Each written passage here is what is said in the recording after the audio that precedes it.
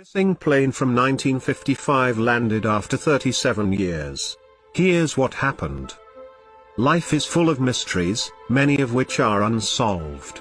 And then some baffling mysteries seem to defy the laws of physics, space, and time. Mysteries like Area 51, the Bermuda Triangle, the Great Sphinx of Giza, and the Stonehenge are only to name a few. All of these wonders fascinate people even today and keep giving us a myriad of conspiracy theories. There are a few other lesser-known mysteries too. This story is about one such mystery that left everyone confused and struggling for answers. The story of the Pan Am Flight 914 has been a matter of intrigue to many people across the planet. Pan Am Flight 914 was a Douglas DC-4 that took off from New York City on July 2, 1955. It carried 57 passengers and 6 crew members, and it was headed for Miami, Florida. For a short while, the flight appeared to proceed normally. It was expected to land in Miami within a couple of hours. But during the flight, something happened that seemingly changed the lives of everyone on the plane. Without any communication, Pan Am Flight 914 disappeared from the radar, and the control room lost contact with the plane. It was as if the aircraft had disappeared into thin air. Authorities went into a frenzy to locate the plane. They assumed that something had gone wrong and the plane had collapsed. Despite many attempts to trace the whereabouts of the plane, nothing could be found. No wreckage was located around the area, and no bodies were found. After months of investigation, authorities concluded that the plane was lost in the sea. The airline compensated the families of the passengers for their loss. The case was assumed closed. But 37 years later, everything changed. On 21st of May 1992, the plane would be found again. A mysterious aircraft suddenly started showing up on the radar at Caracas, Venezuela. An air traffic controller then received a contact signal from the mystery plane. The pilot was voicing his concerns to the tower, shouting, "Where are we?" He continued, "We are Pan Am Airways Flight 914 from New York to Miami with a crew of 6 and 57 passengers." This unbelievable communication stunned the controllers at Caracas. Trying to maintain some control over the situation, the controller began to ask questions to the pilot.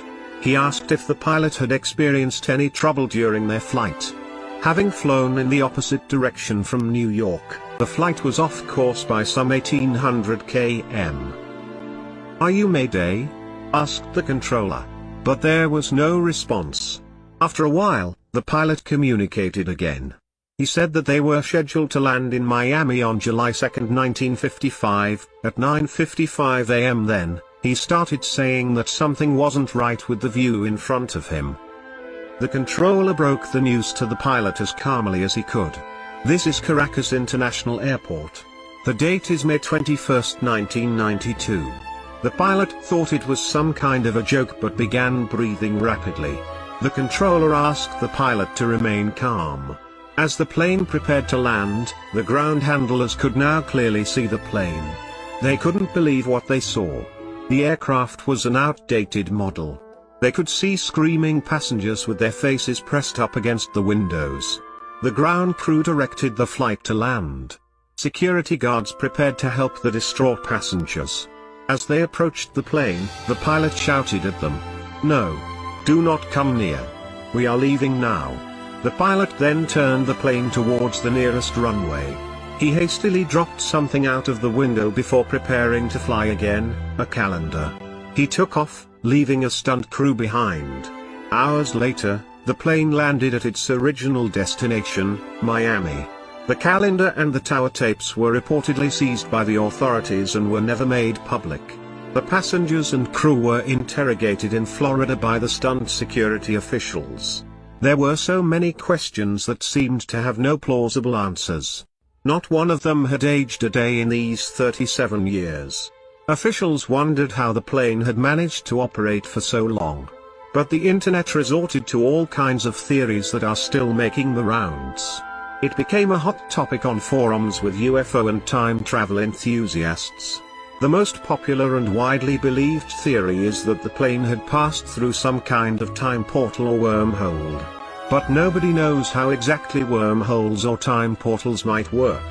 What had only been a few hours for the flight members had been 37 years for the rest of the world. The story gained widespread coverage on the internet. Many people even presented their theories backed by what they claimed to be solid evidence. But as much as the theorists wanted the story to be true, it was what it was, a story.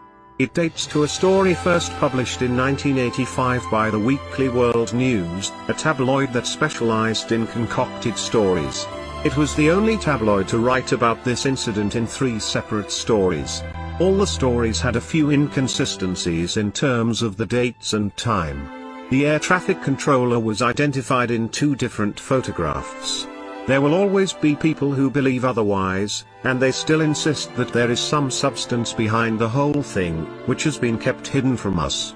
But as tantalizing as it may sound to many of us, the story just seems to be an elaborate fabrication.